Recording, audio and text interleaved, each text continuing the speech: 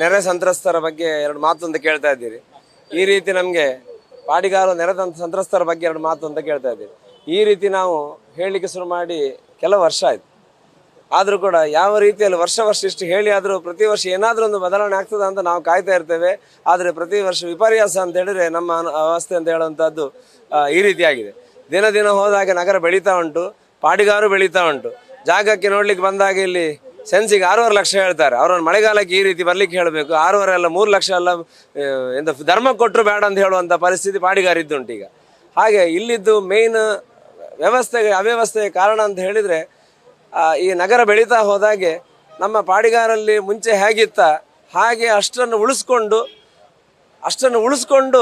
ಉದಾಹರಣೆಗೆ ನಾನು ಹೇಳ್ತೇವೆ, ಸಣ್ಣ ಕಾಲುವೆ, ರಾಜಕಾಲುವೆ, ಇದನ್ನೆಲ್ಲ ಉಳಿಸ್ಕೊಂಡು ನಗರ ಬೆಳಿಬೇಕು. ಅದನ್ನೆಲ್ಲ ಮುಚ್ಚಿಕೊಂಡು ನಗರ ಬೆಳೆಯುವಂಥದ್ದಲ್ಲ. ಇಲ್ಲಿ ರಾಜಕಾಲುವೆ ಅಂತ ಹೇಳುವಂಥದ್ದಲ್ಲಿ ಇಲ್ಲೇ ಪಕ್ಕದಲ್ಲಿ ರಾಜಕಾಲುವೆ, ಅಲ್ಲಿಂದ ಎಲ್ಲ ದಿಕ್ಕಿಂದ ನೀರು ಬರುವಂಥದ್ದು ಇರ್ತದೆ. ನೀರು ಬರ್ತಾ ಇದ್ದದ್ದು ಹೋದ ವರ್ಷ ದೊಡ್ಡ ಮಳೆ ಈ ರೀತಿ ನೆರೆ ಬಂದಾಗ ಆ ರಾಜಕಾಲುವೆ ಜರಿದು ಬಿದ್ದದ್ದನ್ನು ನಾವು ಕಮಿಷನರ್ ಗಮನಕ್ಕೆ ತಂದಿದ್ದೇವೆ, ಶಾಸಕರ ಗಮನಕ್ಕೆ ತಂದಿದ್ದೇವೆ, ಜಿಲ್ಲಾಧಿಕಾರಿಯವರ ಗಮನಕ್ಕೂ ತಂದಿದ್ದೇವೆ. ದೇವನಡಿಸಿ ಎಲ್ಲರೂ ನಮ್ಮ ಕರೆಗೆ ಹೋಗೊಟ್ಟು ಬಂದಿದ್ದಾರೆ, ಒಪ್ತೇನೆ.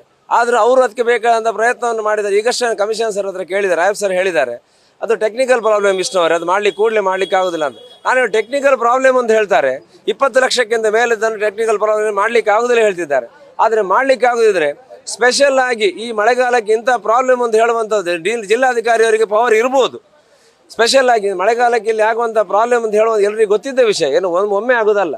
ಹಾಗಿರುವಾಗ ಸ್ಪೆಷಲ್ ಪರ್ಮಿಷನ್ ಕೊಟ್ಟು ಆ 20 ಲಕ್ಷಕ್ಕಿಂತ ಟೆಂಡರ್ ಮೇಲಿದ್ದದನ್ನು ವರ್ಕನ್ನು ಅವರು ಮಾಡಿಸ್ಬೋದಿತ್ತು. ಇವತ್ತಿಗೂ ಕೂಡ ಆ ರಾಜಕಾಲುವೆ ಜರ್ದದ್ದು ಹಾಗೆ ಉಂಟು. ಅದರಿಂದಾಗಿ ನೀರಿನ ಫೋರ್ಸ್ ಕಮ್ಮಿ ಆಗಿದೆ. ಅದರ ನೀರೆಲ್ಲ ನಮ್ಮ ಬೈಲಿಗೆ ಬರ್ತಾ ಉಂಟು.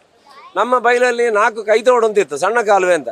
ಸಣ್ಣ ಕಾಲುವೆಯಲ್ಲಿ 3 ಸಣ್ಣ ಕಾಲುವೆ ಕಟ್ಟಾಗಿದೆ, 1 ಕಾಲುವೆ ಮಾತ್ರ ವರ್ಕ್ ಆಗ್ತಾ ಇರುವಂಥದ್ದು ಈಗ ನಾವು ನಿಂತಂಥದ್ದು.